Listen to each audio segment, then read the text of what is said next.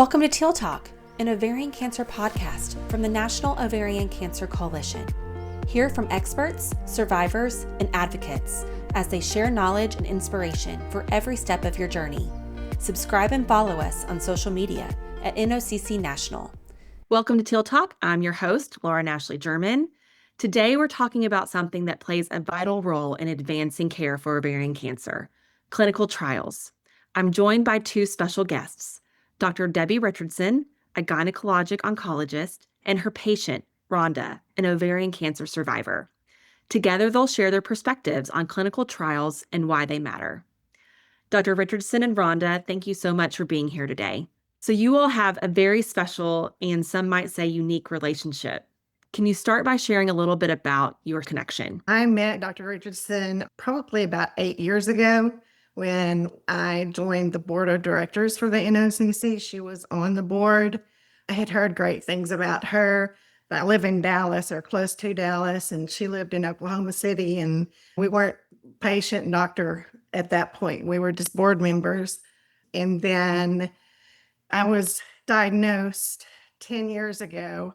A couple of years ago, I had my third recurrence and looked for trials, and she had a trial available that fit my parameters. And so I went up there and went through all the paperwork and did all the things that you have to do before a trial and fit in the trial, and she and I have been patient doctor ever since then. Yes, it's a little unusual because usually you don't start off as friends first and then become physician patient, but I am very involved in clinical trials at the Stevenson Cancer Center in Oklahoma City, and Rhonda would sometimes use me as a sounding board, and I just made the recommendation. I think we have some really exciting options that maybe aren't available in Dallas at this time. And if you're interested, I'd be happy to have my team screen you for a trial and come up and establish a professional relationship. And that's what we did.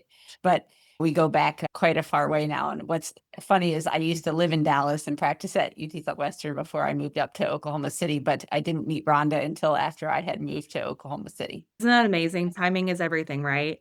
Yes.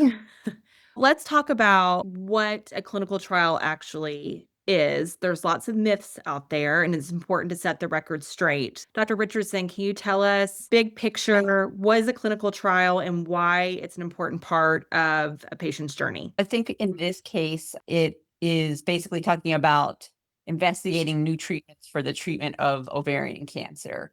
And it turns out there are lots of different types of ovarian cancer. And so sometimes they're cell-specific, like histology, the type of ovarian cancer you have. They also can be very specific to the stage of the cancer and whether your cancer is newly diagnosed or it's come back. And then if it's come back, how long it's been after your last platinum, for example, what trials you may be eligible for.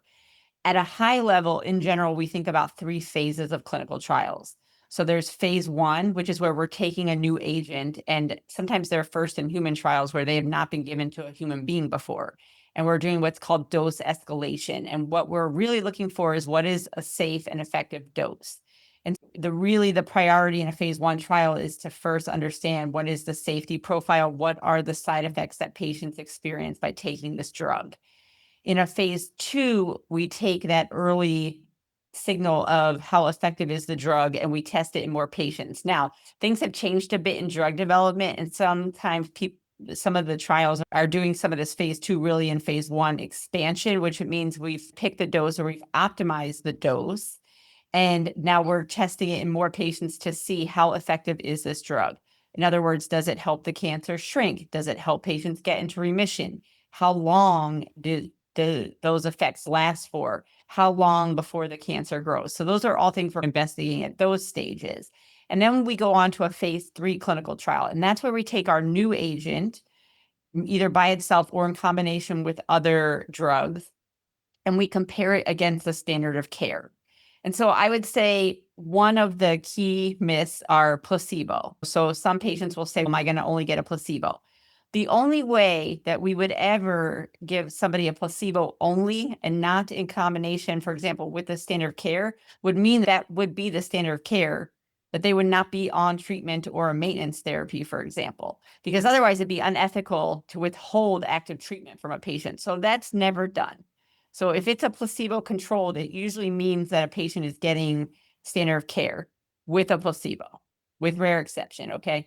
And I think another common thing I hear from patients are, I don't want to be a guinea pig, or I am a guinea pig.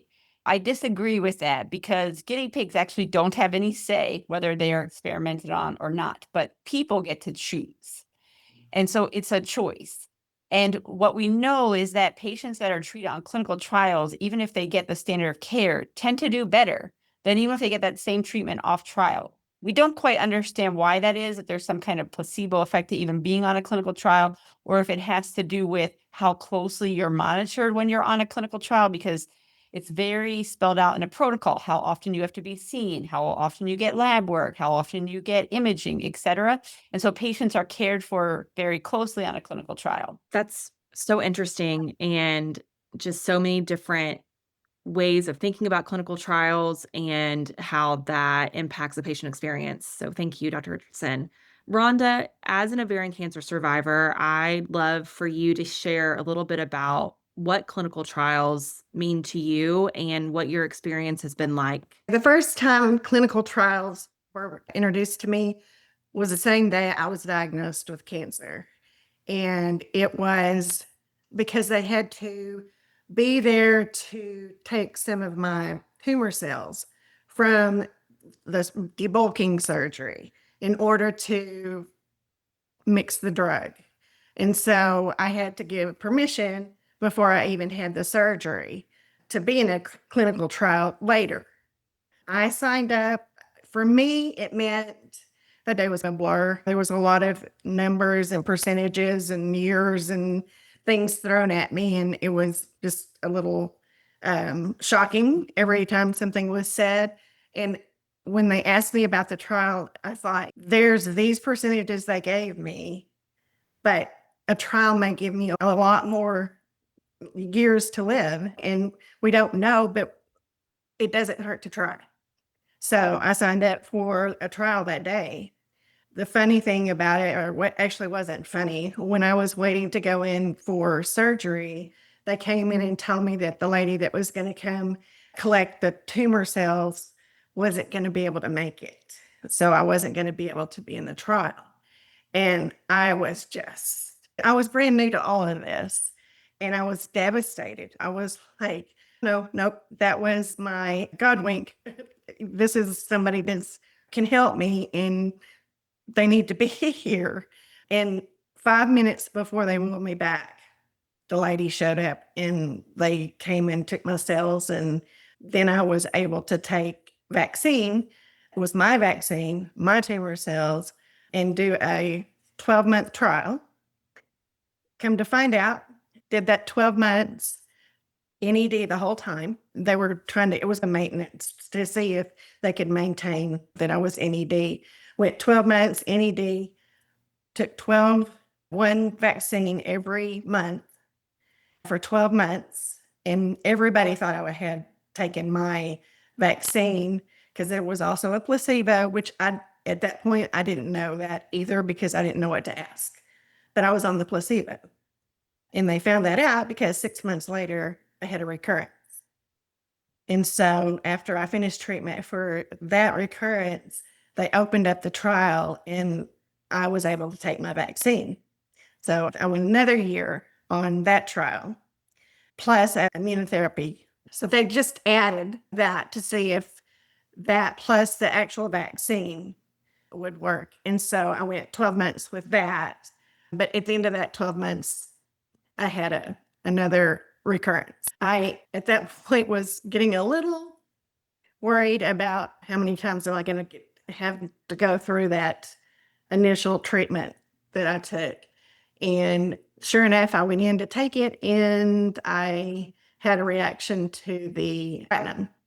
And so I couldn't take that anymore. So then my choices were, I didn't know what my choices were. And that's when Dr. Richardson and I started talking about trials and if there was something available. And so she's been my guardian angel for a couple of years now. Thank you, Rhonda. It's my pleasure to take care of you. What does it mean to you, Rhonda, when you think about the ovarian cancer community and how clinical trials create a future for individuals that may not even be diagnosed yet? Oh gosh, it means everything. Even if it doesn't work, they know that they can mark that off and move on to something different, but they have the information and they can use that information moving forward. And over the last 10 years, I've seen it. They did not have PARP inhibitors when I was diagnosed, and I was on a PARP inhibitor for 2.5 years when they came out. And that was going through clinical trials while I was going through my first maintenance treatment. So how amazing is that? That it was, again, timing. It was, yeah, it wasn't around. They were just looking at it, and then all of a sudden it exploded, and they were like, we got to get this to market. We've got to let people take this. And like I said, 2.5 years, I was in ED with a PARP inhibitor. If we don't do clinical trials, we will not move forward.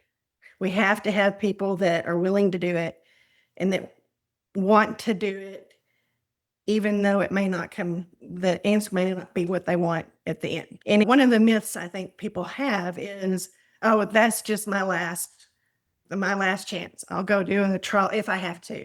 If that's the last thing, I'll go try. That's not been my case. The first trial was not that case, and these last two haven't really been. I'm not healed, but I'm still doing really well, and we're just kicking the can down the hall and moving it a little bit further and a little bit further and a little bit further. And what works for me may not work for somebody else, or vice versa. We will not find a cure if we don't have trials, period. I think one of the really important things that Rhonda just highlighted is that participating in clinical trials really gives patients more options, right? Because the standard of care is always available. We always have those drugs at our disposal. A patient will not always be eligible potentially for a clinical trial. Like I mentioned earlier, clinical trials have a whole list. They have a checklist, I like to call it, of inclusion and exclusion criteria. So even when a patient and the physician want a patient to go on a trial, they actually have to meet all of that criteria to be eligible for it. And it can be dependent on the type of ovarian cancer you have. It can be, again, dependent on the stage. It may be how many prior lines of therapy have you had? Have you had prior bevacizumab, or et cetera? These are just some examples, but you can't always wait till the end. You may not then have a good option. And oftentimes treatments work better when we give them earlier in the treatment course. And really, I really want to follow up with what Rhonda said to encourage people to think about clinical trials earlier. And another thing is that the National Cancer Institute recommends that all patients with cancer who are eligible for a clinical trial be offered a clinical trial. I think what really maybe highlights that is if we think about pediatric cancers, 50 years ago, only a small proportion of children survived and were cured from their pediatric cancers. And today it's about 85% of kids live 5 years or longer, and the majority are cured. And that only happens because about 60% of kids with cancer go on clinical trials. Whereas for adults, it's about 7 to 8% of patients with cancer go on clinical trial. If we could double that, think about how much faster we could get better drugs available for anybody dealing with cancer. There's obstacles. I know there are. There's travel for some people, money, but the NOCC offers financial help for both clinical trials and for treatment. And a lot of times, correct me if I'm wrong, but a lot of times the drug company will pay for part of the trials. There's just a lot of different ways to go about getting into a trial, and those impediments we can get rid of. Dr. Richardson, what would you say to a patient that was considering a clinical trial and may have concerns, may have trepidation about going down that path?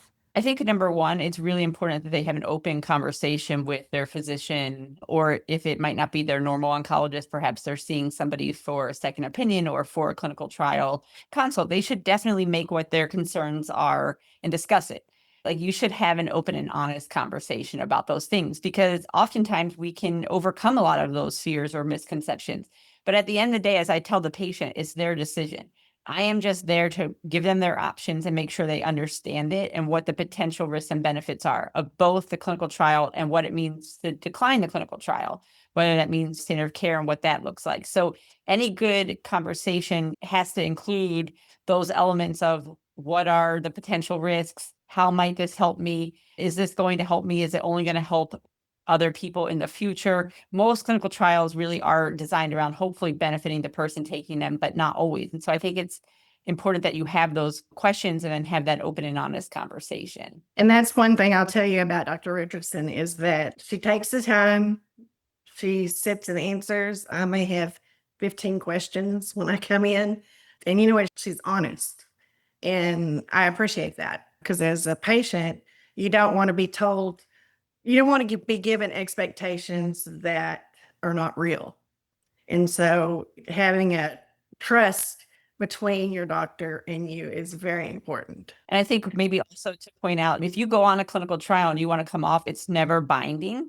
And again, we try and work with people to keep them on trial when possible, but patients go off trial for various reasons, and they always have the right to withdraw from a clinical trial. Rhonda, just before we end today, what would you say to someone that was newly diagnosed or a survivor that was considering clinical trials?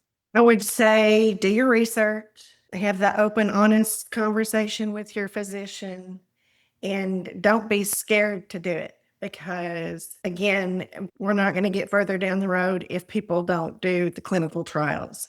I'm glad I've done them. I do more. Again, it may not help me, but it's going to help people down the road.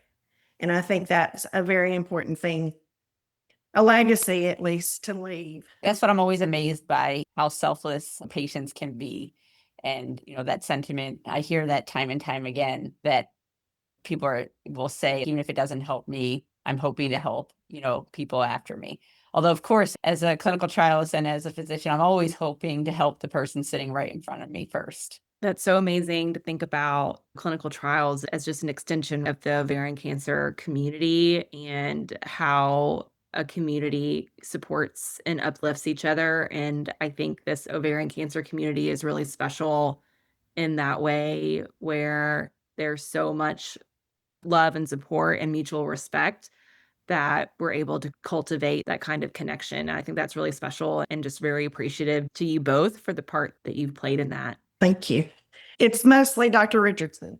I don't know about that. It takes two, but I want to say thank you very much, Laura and Ashley, for having us today and hosting us and giving us the opportunity to discuss something that is really near and dear to my heart. I'm really passionate about clinical trials because I feel like this is our best chance of turning patients with ovarian cancer survivors into hopefully either cures or very long-term survivors. Rhonda, that's amazing, right? We're at 10 years and she's still, you wouldn't know that she has cancer by looking at her. We just hope to turn more and more people into living longer and better lives. Thanks for listening to this episode of Teal Talk. We'd love your feedback. Take our quick survey linked in the description or drop a comment with your questions and topic suggestions. For more information about the National Ovarian Cancer Coalition and our mission, visit ovarian.org. Until next time, stay informed, stay empowered, and take care.